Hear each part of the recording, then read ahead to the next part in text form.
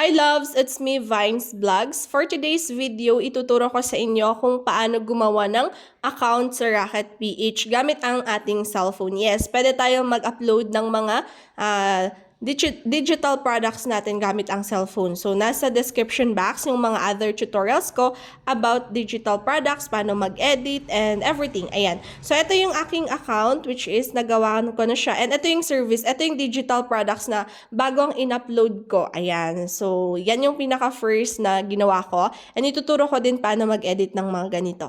And of course, about me, ito yung aking profile, yung name ko, and then yung description. So, kailangan nyo mag-ready ng ganito ninyo, yung description ninyo about you, no? Syempre, para meron silang makikita na isusulat mo sa account mo. Ayan. Pati itong mga konting quote. So, punta tayo sa Google para makagawa na kayo ng account ninyo. Exit ko. Nandito pala tayo sa Rocket PH. At isa-search nyo lang sa Google yung Rocket PH and lalabas yan. And then, click natin yan. And maganda na naka-desktop site. So, i-click nyo yung 3 dots dito. And ayan, click yan. Dapat naka-check siya. So, exit natin. And after that, ito yung account. Actually, may account na naman kasi log out ko muna siya para makagawa tayo ng first account. So, i-click lang natin tong login and join. And dapat meron kayong naka-ready na Google account. Ayan. So, login with Google natin. And then, i-click lang natin yung anong gagamitin natin na Google account. Yan. So, ganun lang siya paano gumawa ng account. Pero kailangan nating mag-set up. So, ready nyo yung mga gagamitin ninyo sa Rocket PH na account ninyo. So, ito yung mga users dito sa, ayan, yung mga Rocketeers dito. So, pwede nyo i-scan yung kanilang mga profile. Pag bago kayo, no, dito, nakakalito siya yung mga ganito, yung mga nakalagay dito. Pero matututunan nyo din siya or masasanay din kayo. So, after that, i-click natin tong Become a Rocketeer. Ayan. Ito siya, click natin, Become a Rocketeer. Ayan, so para makapag-get started tayo ng account natin, kasi dito magsisell tayo ng mga digital products. Double yung purpose, no? Pwede kayong maging buyer or seller kasi pwede rin kayong bumili ng other digital products na ginawa nila or magbebenta rin kayo ng sarili ninyo. Okay, so this is for extra income talaga and kailangan maging consistent tayo dito para meron tayong ma-earn, no? Click ulit natin. Ayan, nag-get started pala siya. So, try natin. Yan. Become a Rocketeer. Nakagawa. Diretso na tayo sa account. But anyway, ayan. So, kailangan natin, kahit wala kayong ano yun yung mga skills, hindi natin alam paano gawin lahat to, pero matututo naman tayo sa pagiging masipag at matyaga natin na pag-aralan yung mga itong paano gumawa na digital products. And okay na siya, ganito pala siya din, parehas pala. So, ito yung ating account. I-click natin yung Edit Rocket Ship. Ayan.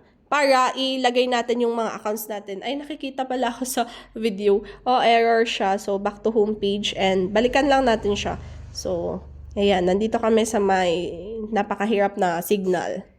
Hindi kasi ako naka-wifi, data lang. Ayan.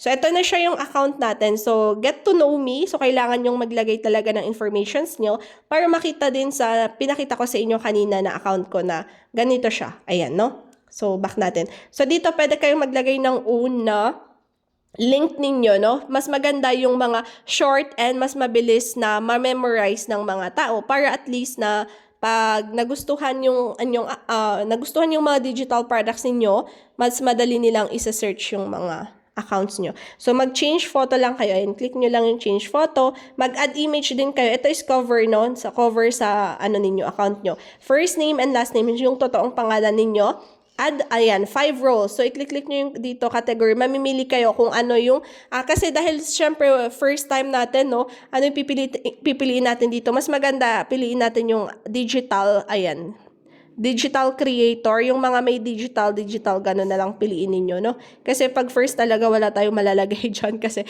syempre, nag-aano pa lang tayo ng mga skills natin, no? Natututunan yan, guys, yung mga ganito. So, hindi porke hindi natin alam, hindi na natin siya susubukan.